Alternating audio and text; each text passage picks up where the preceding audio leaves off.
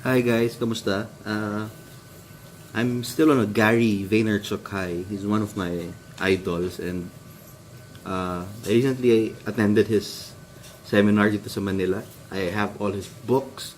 I'm so happy, and I've decided to do a parang book review or kunyari this book. I want to talk about the book. I want to encourage you guys to buy one and learn from it.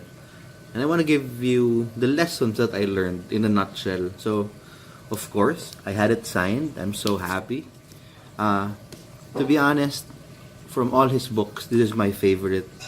Uh, I want to talk to you about the thank you economy. If you look at the photo, yan, i-zoom ko, may kita niyo yung mga tao na may heart.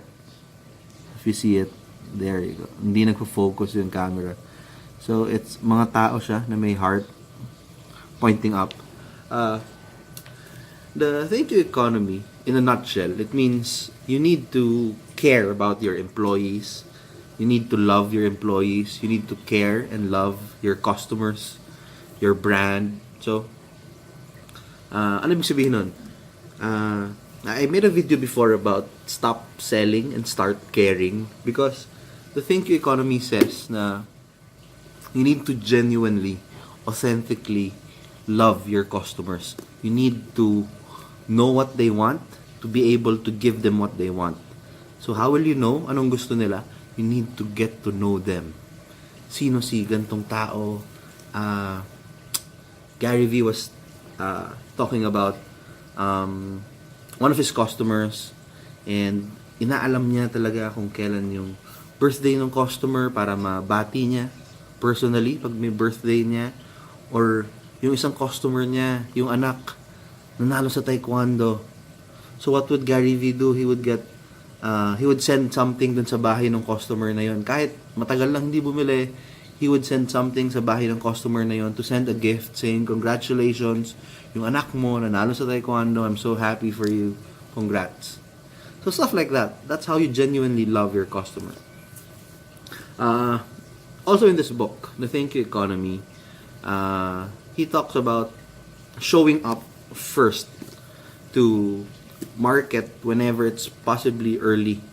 So, kung mauna ka sa market mo, also saying na sa negosyo mo, show up first, mag-market, mauna ka.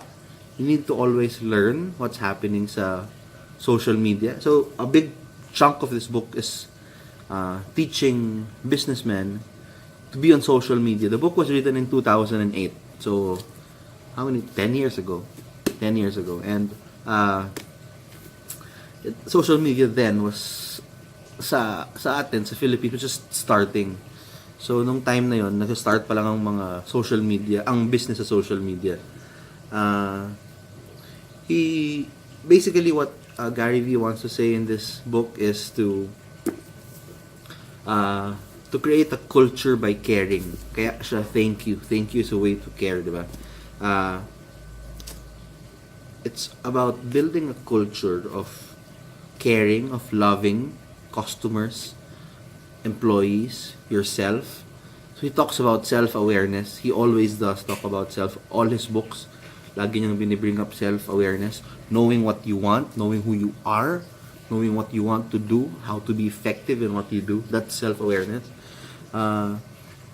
Then being open to change, committing to change and taking action sa business mo.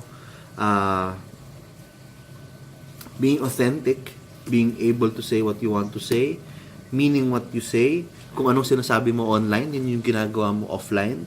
How you love your employees, the same, you show the same love to your customers. I also like in this book is when he talked about how you should speak your customer's language. So, kung yung customer mo, ng negosyo mo,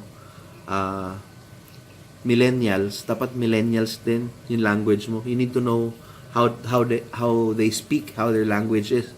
What do they want? What do they like? What do they watch on TV? If your current market sa negosyo mo is into Netflix, then you should have Netflix and you should know what they want. Uh, ano pa ba? Ano pa bang gusto ko sa book na to? It's my favorite Gary Vaynerchuk book. Sa lahat ng books niya. I don't know why, but siguro maybe it's my first book. This was the first Gary Vaynerchuk book na I had.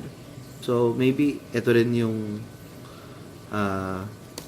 naging favorite ko dahil ito yung nag-introduce sa akin sa mundo ni Gary Vaynerchuk, which kinabaliwan ko. I also like in this book when he talked about you need to goal or to aim for quality ng business mo more than quantity. So again, it's the same thing. It's not about sales, it's not about money, it's about service, it's about loving your customer. What else?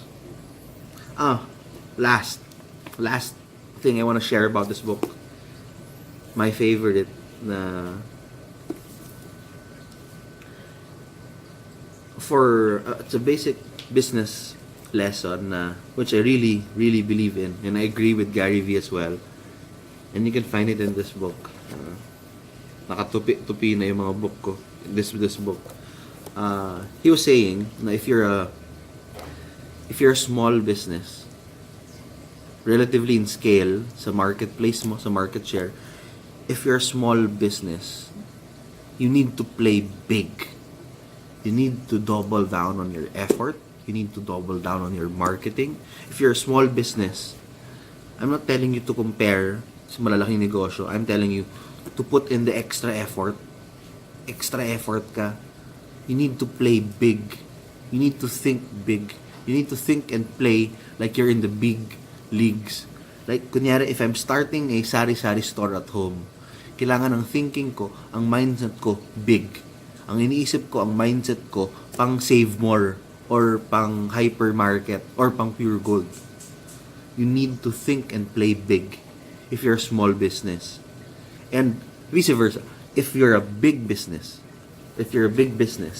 malaki ka ng negosyante, malaki na yung negosyo mo, you need to think like you're a small business. Bakit? Very simple. When you became a big business, you often you skip or you missed looking on the smaller opportunities and the smaller people in the economy that you have, your big business. If you're a big business, if you need to think small because you need to start looking at your customers' needs, your employees' needs. The needs of a small business are more relationship-based compared to a bigger business. So, that's my favorite lesson in this book. If you're a big business, think small. If you're a small business, think big. So once again, I want to encourage you to grab a copy of this book, The Thank You Economy by Gary Vaynerchuk. It was written in 2008. I had the opportunity to get it signed. I was crazy happy, and I hope you guys get your copy, and when you have the chance, have it signed as well. Again, this is Marco Victoria sharing to you The Thank You Economy by Gary Vaynerchuk. Thank you very much.